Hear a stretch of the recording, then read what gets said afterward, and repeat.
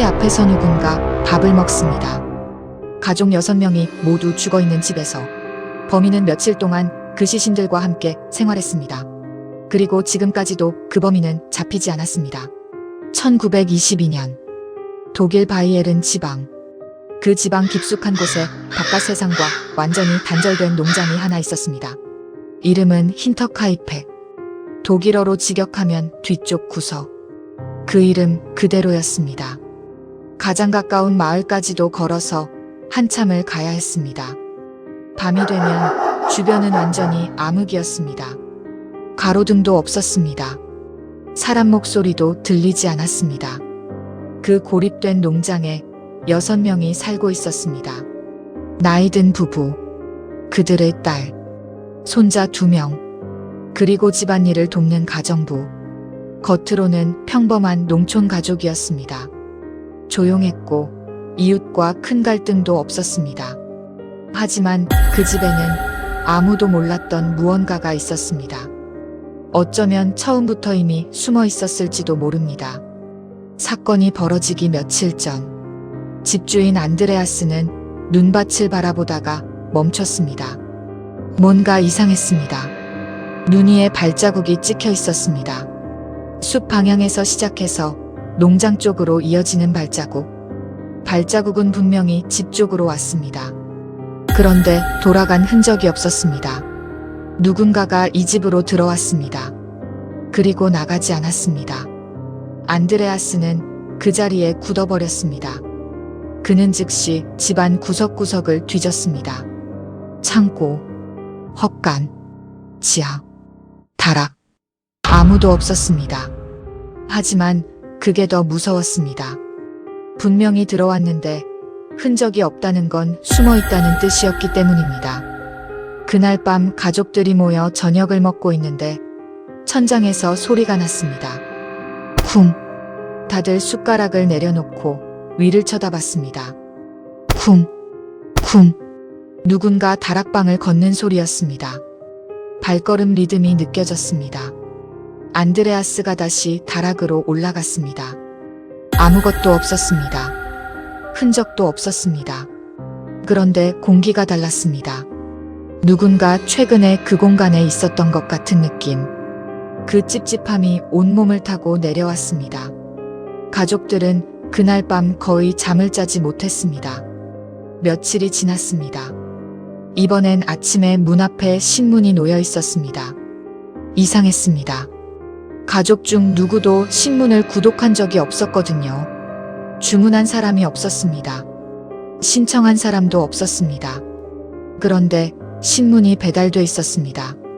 누군가 이 집으로 신문을 신청했습니다. 그 말은 즉 누군가 이 집 주소를 알고 있었다는 뜻이었습니다. 안드레아스의 얼굴이 굳었습니다. 그리고 며칠 뒤 창고 열쇠가 사라졌습니다. 찾아도 없었습니다.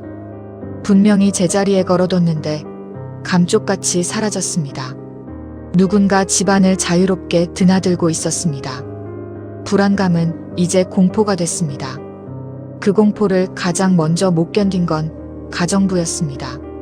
그녀는 어느 날 짐을 싸기 시작했습니다. 가족들이 물었습니다. 왜 떠나는 겁니까? 가정부는 떨리는 목소리로 말했습니다. 이 집엔 뭔가 있습니다. 그 말이 공기 속에 박혔습니다. 그녀는 더 이상 아무 말도 하지 않았습니다. 그냥 짐을 들고 나갔습니다. 그리고 뒤도 돌아보지 않았습니다. 가족들은 서로 얼굴을 바라봤습니다. 그래도 그 집을 떠나지 않았습니다.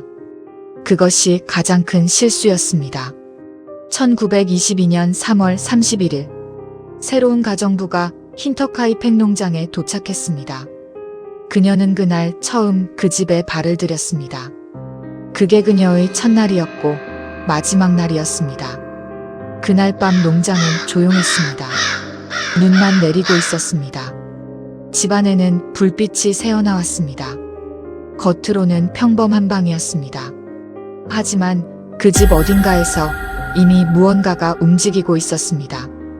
범인은 먼저 헛간 쪽으로 이동했습니다. 그리고 가족을 한 명씩 조용히 불러냈습니다. 왜 그들이 그 부름에 응했는지, 무슨 말로 유인했는지, 지금도 아무도 모릅니다. 하지만 헛간문이 닫혔습니다. 그리고 도끼 소리가 났습니다. 한 번, 두 번, 멈추지 않았습니다.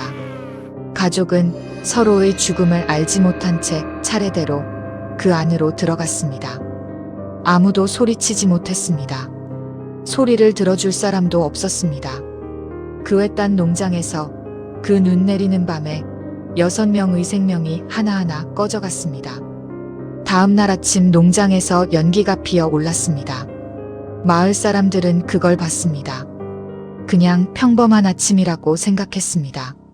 하지만 그 굴뚝 연기를 피운 건 가족이 아니었습니다. 소에게 먹이가 주어졌습니다. 부엌에서 음식이 사라졌습니다. 집안에 사람이 있는 흔적이 계속 생겼습니다.